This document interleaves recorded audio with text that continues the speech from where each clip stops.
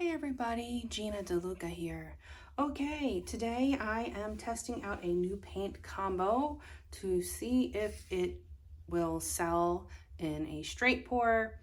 If it doesn't, that's okay. If any of the colors do come up, I can use it as the background for some brush work, which I plan on getting into again, because I feel like part of my funk is that I am not stretching my wings artistically. I originally got into paint pouring so that I could basically just create backgrounds for brushwork. And then in video 15, I discovered the straight pour and I was like, I can't paint over this. And then 16, I was like, can't paint over this. It's too pretty on its own. So I got obsessed with acrylic pouring, and I haven't really done much brushwork at all since 2018, and I really miss it, and I think I'm going to start working on that. So hopefully y'all will still watch. Maybe you'll learn some stuff. Maybe you'll be inspired. Maybe I will be putting up videos for no one to watch. Who knows? But I feel like if I am going to get my mojo back, I need to do the things that kind of fill my well, and that does include using brushes. So if this does not work out, it maybe can't come, some kind of Aurora Borealis painting, or who knows? We'll see. But the colors that we are using today. For my background, I have Liquitex Basics Dioxazine Purple. I know this to be a tried and true paint for giving me cells. This is what I used in the first two straight pours. This was my background color. So I know that it works well. The other colors that I have, we have the Amsterdam Standard Series. These are the Pearl paints. I have Pearl Red, Pearl Blue, Pearl Violet, and Pearl White. I don't know what's going to happen here. The purple may swallow all of it. We'll see. We'll see what happens. But that's what this is all about, experimenting and seeing how paints react with each other and what happens. And so that's what's happening today. These paints have been mixed 1 part paint to 2 parts Floetrol. And that mixture is then thinned with some water until I get the consistency that I am looking for, which is... This is about a 2 on my consistency scale. It is making a mound, but it disappears pretty quickly. Making a nice thin stream off of my stick, an even stream. If it's getting thick and then thin and thick and thin, that means your consistency is inconsistent and you need to mix some more. But that is what we're working with today. Before we get started, have you seen the Fluid Art inspiration cards? If you have, you can fast forward about a minute, but if you have not, what we have are 52 cards. There are 42 technique cards, and each technique card has an associated video here on YouTube that gives you all of the information that you need, the exact paint brand, color, consistency, the recipe, of course, the technique, all of the things that, I can't fit on a card. This is the picture of the painting in that video. This box contains a tip for this technique, and here at the bottom you have the color palette that was used in this particular painting. And then these 2 boxes can be used together as the basis of a 2-color palette, or you can build off of those colors. And there are 8 bonus color palette cards. Each one has 5 color palettes. You can use all of the colors or just some of the colors. Mix and match the bonus color palette cards with the technique cards, and you have more combinations than you could ever use in a lifetime. These are available at my website, ginadeluca.net, and also at amazon.com. The first thing I'm going to do is put some paint in my cup. I want to make sure that I have enough paint in there for my cell reactors to react with, if they're going to, not cell reactors, if the other paints are reactive. I need to give them something to work with. So typically, matte paints and glossy paints used together will give you cells. We will see what happens with these paints. Sometimes glossy and glossy will do it. That is more of the really Taylor instability, more than the hydrophobic reaction that you get between matte and glossy paints. So this canvas is not leveled to where I am painting. I'm planning on doing another painting after this one. So this is leveled for the other side of the table. So it may get a little wonky. Part of the reason why I am not going for a square canvas. I like my square canvases to be symmetrical because that is my OCD. When they are oblong, you get some more stretched out shapes. So if it gets a little funky while it's sitting here, as I am waiting for cells to develop, if they will, then that's okay. I'm not saying that's how y'all have to do it. That is me. That is my aesthetic. You do you. You create your own babies. Feel free to break all my rules. The only rule I will ever say do not break is wearing protective masks when mixing pigments. Do not break that rule. Never ever. All right, so you'll notice that I've covered my edges already. When I mix for a straight pour, I'm using Floetrol and I mix thinly. That can lead to not great coverage on the sides. So I like to cover those first. And I like to lay down a base coat because it helps the paints to slide around more easily and more uniformly. It helps you to keep your compositions more how you like them. Something has to stick to the canvas first, and if it is not your poured paint, or if it is not your base coat, it's going to be your poured paint. And then what is in the middle of your puddle will roll over the edges of the outside of your puddle, and you will lose what is on the edges. I like to keep as much as I can. Okay, I'm going to start with the red. I'm going to pour from up high and allow it to sink and churn, if it will. Sink and churn, that is. This is the blue.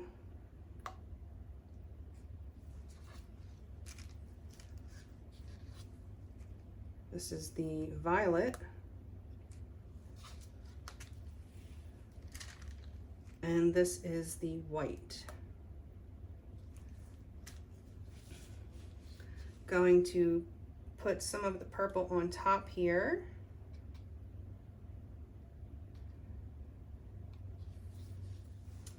Okay, this is probably too much paint for this canvas, but you know, we'll see what happens. Okay, I might just do just a plain straight, maybe a slightly moving straight pour. That's what I'll do. Just slightly moving.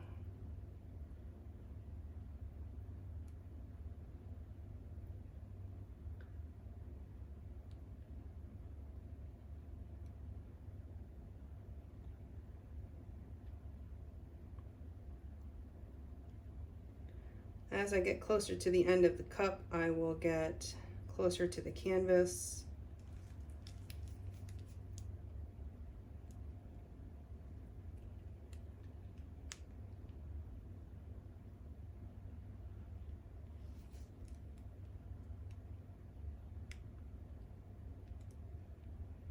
It's kind of coming out a bit like a wing pour.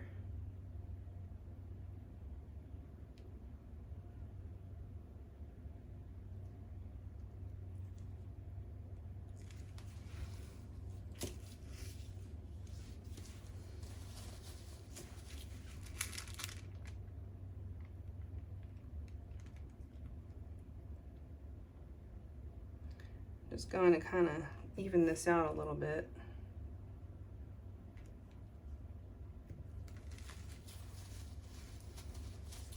Okay, time to pop some bubbles.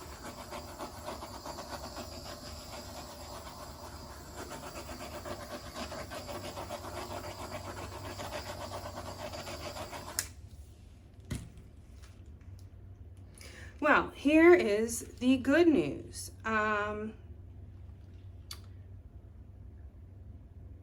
The pearl paints are showing up. And I mean, these look like cells to me. Oh, how exciting will that be if these work for a straight pour? I will be super stoked. So I'll say this, black does not work great for straight pours. At least the blacks that I haven't used all the blacks yet. So I am not giving up hope that there is a black out there that I can use for straight pours. But I found that Mars Black doesn't work great. So I need to try some other blacks. But dioxazine purple dries almost black. It's hard to tell the difference. You know, I mean, that's super dark. I have a painting that has the video 15 where it's black on the edges and purple in the center, and it's really hard to tell the difference. So when I can't use black because I'm doing a straight pour, I use purple. It won't be this bright. The Floetrol has a milky appearance and it makes your paints appear brighter. So a lot of times, like you did a painting like this, you love this shade of purple, and then it dries really dark and you're bummed.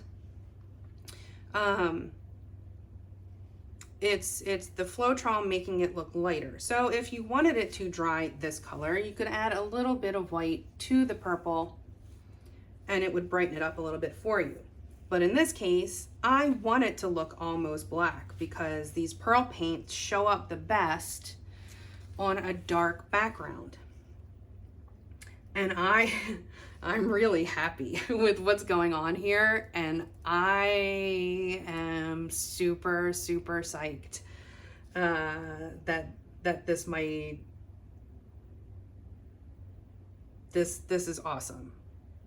I will be very, very excited to see how this dries, because you can't see the colors yet. You won't really be able to see which colors these are until it dries.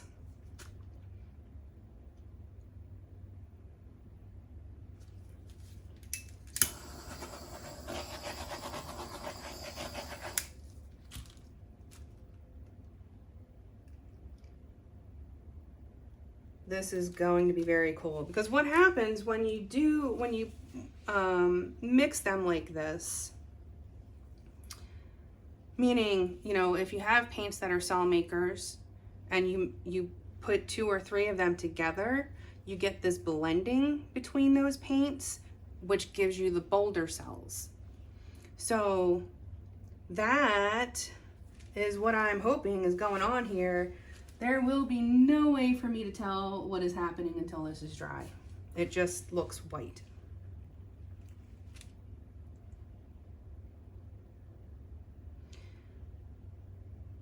It's like part of me just hates to even tilt any of this off, but I know that it has to be done because there's too much paint. But the longer we let this sit, the more cells develop. And then when I stretch this painting, then the more 3D these cells will look, the more bolder cells I get. Oh man, Y'all, I'm excited. I'm excited. This is something.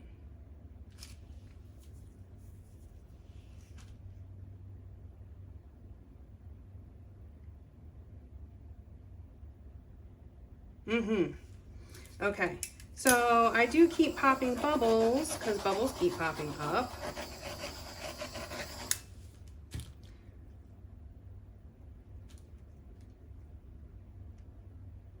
This is super cool. I mean, if this dried white like this would still be cool, but that is not what's going to happen. I don't think. Unless the white that I'm seeing is mostly the white pearl. But some of the other colors must surely be happening in there too. I'm trying to get at an angle to see if I can see any of them.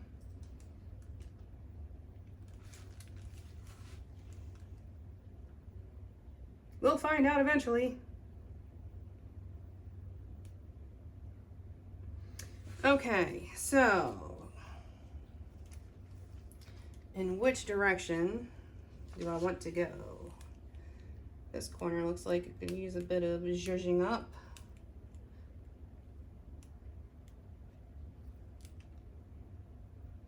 Just so the paints glide over more easily. If you see a spot that's looking a little dry, definitely touch that up because it'll keep the paint from flowing over as easily as you would like. It will resist. You can kind of see it. There's like a little dip right there. That was a dry spot.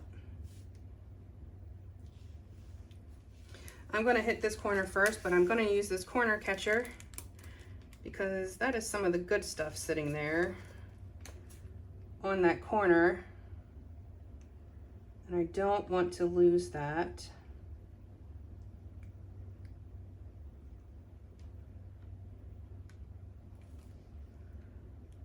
So I just take it to the corner and bring the paint back to center before I change directions.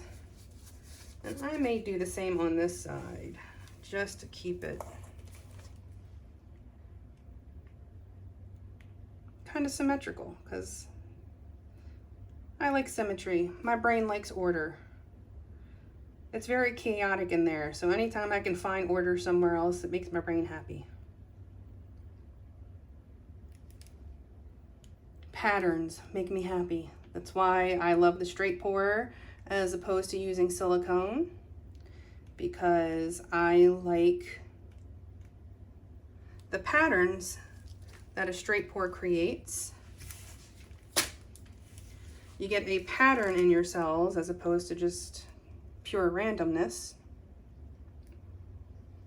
Okay, gonna have to lose some on this corner. Sad, but it must happen. And again, coming back to center before I change direction. I've been doing a lot of spinning, so y'all haven't been seeing me do much tilting. But knowing how to tilt properly is going to really step up your game as far as how your paintings turn out. It can really help you control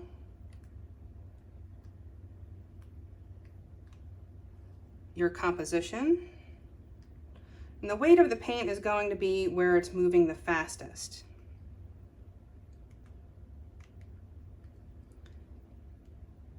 So keeping that in mind, you can use the weight of the paint to push the other paints around.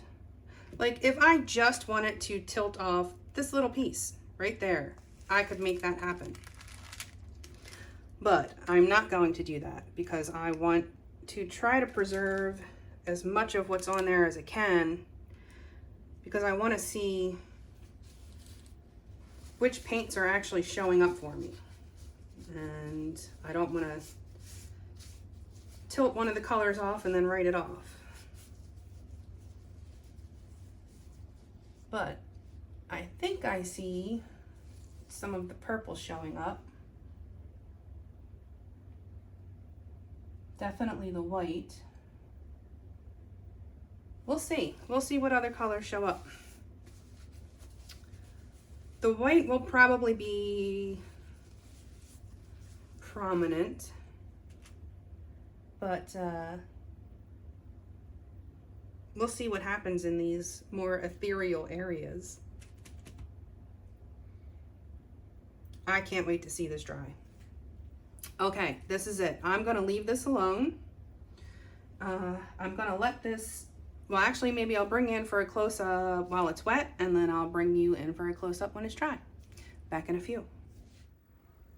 Okay, so here it is wet. If I'm getting a reaction while it's wet, I am really hoping that something cool is gonna happen once it's dry.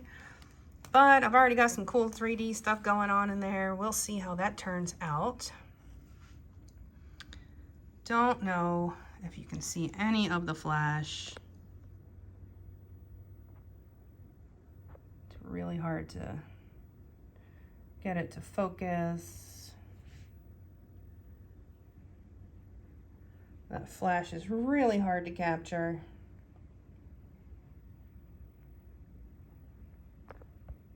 But that is what we're working with while it's still wet. So let's cross our fingers that it dries well, and hang tight. Here come the dry results. Okay, here it is. It is completely dry. And you can see all of those colors popping through. The white definitely was the strongest, or at least it came out that way. But you can see those cool colors flashing in there. So yes, indeed, you can use these paints in a straight pour. Really cool effects going on here. I definitely want to try another piece without the white, with just the colors, to see what they do. It probably wouldn't have as much contrast. But for scientific purposes, I would like to see just how much contrast I can get without the white, if any. Maybe the white is the thing that made all of this happen. But I can definitely see the red and the blue and the purple coming through. It is really hard to catch these flashes on the camera, the flashes of color. But I think you can certainly see it there. That red doing what it does. So that's an exciting discovery. I always love finding new paints that react. And it does give a very ethereal effect. It's very pretty. There was quite a bit of paint on there, so I did wind up having to tilt a bit more off on this side. I didn't want it to crack, so that is why the composition looks a bit different than it did last you saw it. Love this corner here. It's really cool looking. But there it is. I hope you enjoyed. I hope you learned something. If you did, please do like, share, and subscribe. If you are already subscribed and you are not receiving notifications of my new uploads, make sure you have clicked that bell and selected to receive notifications for all. YouTube changed something, and I'm getting, my views are less than 1% of my subscribers, so clearly something is awry. Check out the description box below for links to my PayPal tip jar if you feel so inclined. Always appreciate it, but certainly not expected. Affiliate links. If you use the links and coupon codes in the description box, I receive a small commission at no additional cost to you.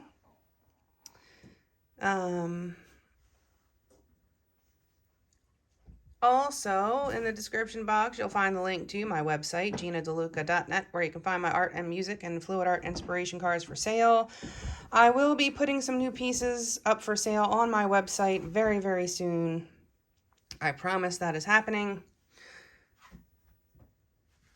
Also, in the description box, you'll find the link to my Facebook group. Go make some art. Join us there. Post your masterpieces, ask for questions, get some inspiration. A good time is had by most. It is the internet after all. I think, is that everything? I think that's everything. But there it is. I hope y'all enjoyed. Oh, the cats are scrapping. But that's it for me for today. I hope y'all have a beautiful day. Now go make some art.